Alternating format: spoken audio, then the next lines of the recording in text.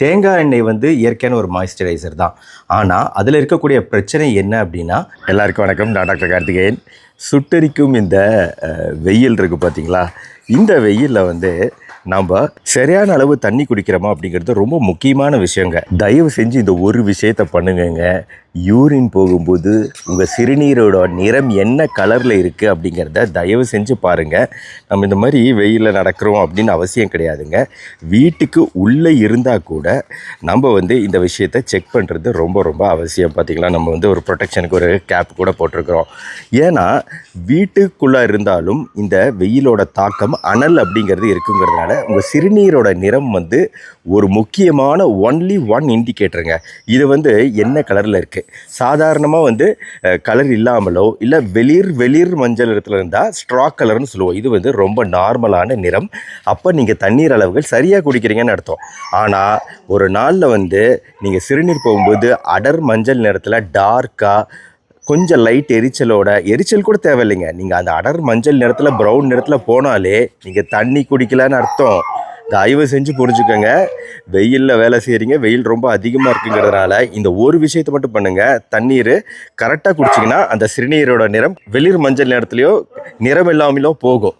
அப்போது தண்ணீர் கரெக்டாக இருக்குன்னு அர்த்தம். தண்ணீர் குறையும் போது, நீர்ச்சத்து குறையும் போது வெறும் சிறுநீர் மாற்றம் மட்டும் இல்லை, நம்மளுக்கு வந்து ரொம்ப தலைவலி, அதீத உடல் சோர்வு இதெல்லாமே அதிகரிக்கும். கொஞ்சம் கொஞ்சமாக அதிகரிக்கும். அதான் டீஹைட்ரேஷன் சொல்லுவோம். அதை தவிர்க்கணும் அப்படின்னா நீங்கள் பண்ண வேண்டியது உடலுக்குள்ளார நீரோட அளவுகள் சரியான அளவில் வச்சுக்கிற மாதிரி பார்த்துக்கணும் இந்த வெயில் காலத்தில். இன்றைக்கி கிட்னியில் கல் வருது, சிறுநீரகத்தில் கல் வருது, சிறுநீர் பாதையில் தொற்று ஏற்படுறது, யூரினரி இன்ஃபெக்ஷன் ஏற்படுறது, சிறுநீரக செயலிழப்பே வர்றது. இதுக்கெல்லாம் ஆரம்ப காரணம் என்ன நினைக்கிறீங்க?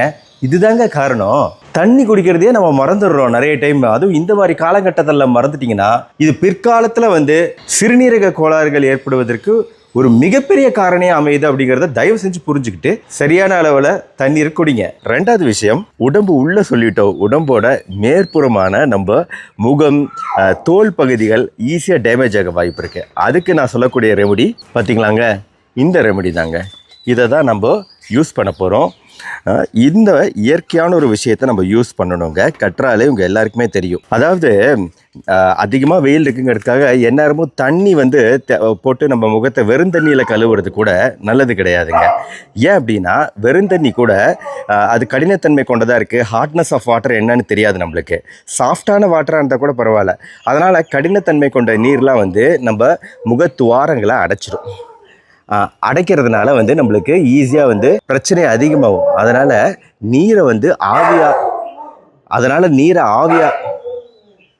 நீரை ஆவியாகாமல் விடக்கூடிய வகையில் மாய்ஸ்சரைசர் அப்ளை பண்ண சொல்கிறாங்க. நான் என்ன சொல்கிறேன்னா, இயற்கையான மாய்ஸ்சரைசரான இதை ஒரு நாளைக்கு 2 வாட்டி அப்ளை பண்ணணும். எப்படி அப்ளை பண்ணணுங்கிறது இப்போ நான் காமிக்கிற பாருங்க டெமான்ஸ்ட்ரேஷனாக.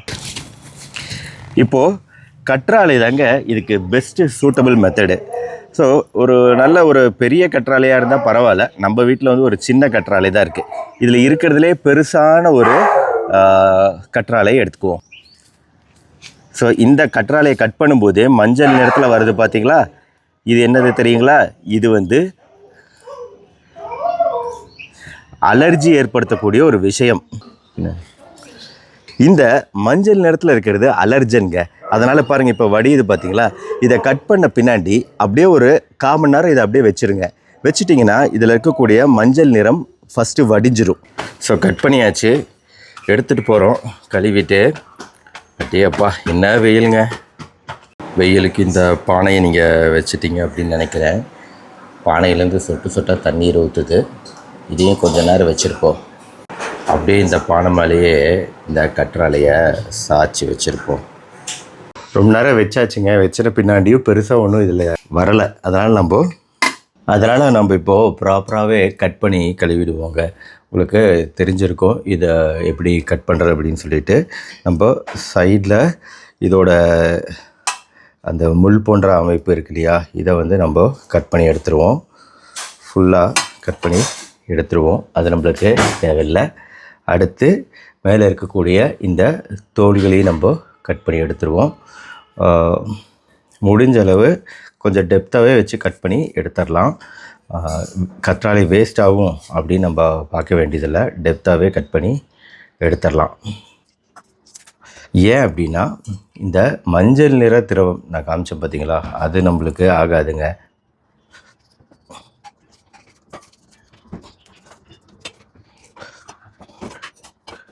இதை கட் பண்ணி எடுத்த பின்னாடியும் நல்லா தண்ணீரில் கழுவுறது முக்கியம். ஆனால் ஒழுங்க நம்ம இதை வந்து அப்படி ஒரு அரை மணி நேரத்துக்கு மேலே வந்து அந்த மாதிரி நிப்பாட்டி வச்சதுனால என்னவோ அதிகமாக அந்த மஞ்சள் நிறத்தை பார்க்க முடியல. இன்னொன்று இது இன்னும் ரொம்ப மெச்சூரான முத்தின காய இது மாதிரியும் தெரில, கற்றாழை மாதிரியும் தெரிலையா, அதனாலேயான்னு தெரியல, அந்த மஞ்சள் நிறம் தெரியல. நம்ம கண்ணுக்கு தெரியல அப்படின்னாலும் இதை நம்ம கட் பண்ணி நல்லா கழுவிடுறது ரொம்ப அவசியம். இந்த ஒரு சின்ன பகுதியை மட்டும் நான் ஃபஸ்ட்டு கழுவிடுறேன். இப்போது கட் பண்ணி எடுத்துருக்குறோம். இதை வந்து நான் கழுவலாம். நம்ம ஃபஸ்ட்டு பைப் தண்ணியில் கழுவிட்டு அதுக்கப்புறம் இந்த மாதிரி ஒரு கப்பில் வச்சு பாருங்கள், அதோட நிறமே தெரியல, உள்ளே இருக்கிறதே தெரியாத அளவுக்கு டிரான்ஸ்பரண்ட்டாக இருக்குது. ஸோ நல்லா நம்ம வாஷ் பண்ணிடணுங்க, ரொம்ப ரொம்ப அவசியம்.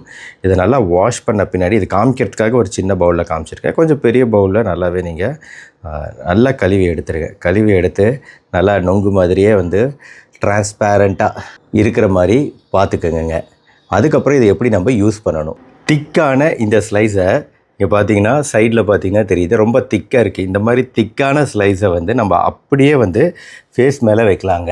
ஸோ இந்த மாதிரி நம்ம பல துண்டுகள் எடுத்து அதை எடுத்து கழுவி அதை கட் பண்ணி வச்சுக்கிட்டு நம்ம அப்படியே ஃபேஸ் மேலே அழகாக வைக்கலாங்க.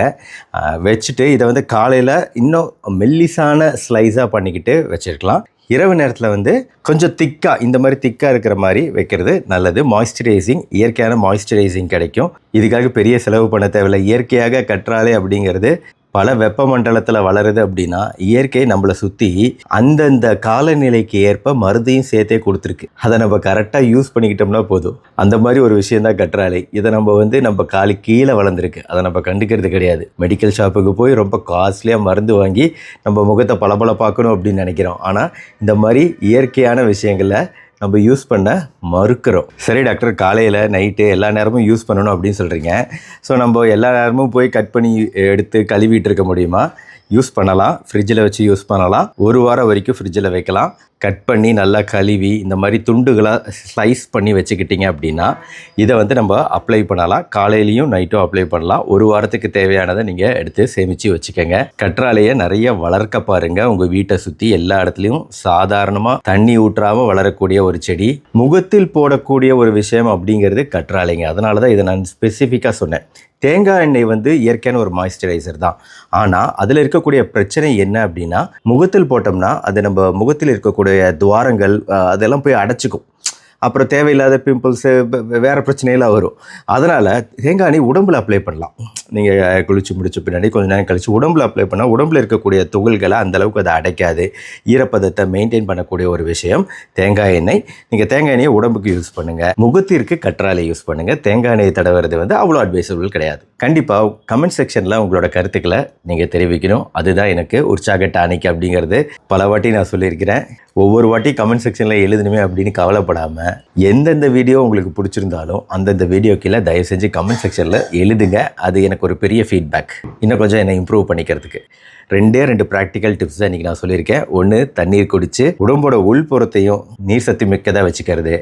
இந்த மாதிரி விஷயங்களை யூஸ் பண்ணி உடம்போட வெளிப்புறத்தையும் தோள்களையும் பாதுகாக்கிறது.